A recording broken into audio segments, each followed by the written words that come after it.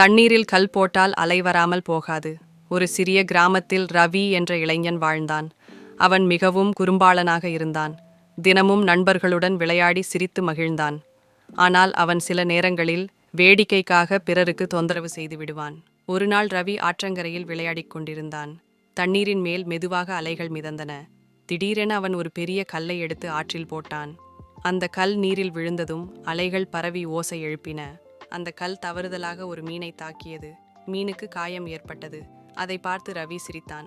அவனுக்கு அது ஒரு சிறிய விளையாட்டாகவே தோன்றியது. அடுத்த நாள் அவன் அதே ஆற்றில் குளிக்கச் சென்றான். தண்ணீர் மிகவும் பனித்ததாக இருந்தது. அவன் கல்லில் கால் வைத்தபோது அது வழுக்கி கீழே விழுந்தான்.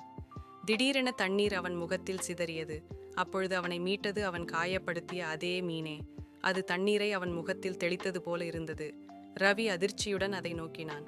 ஒரு சிறிய செயலும் பெரிய விளைவுகளை தர முடியும் என்பதை அவன் உணர்ந்தான்.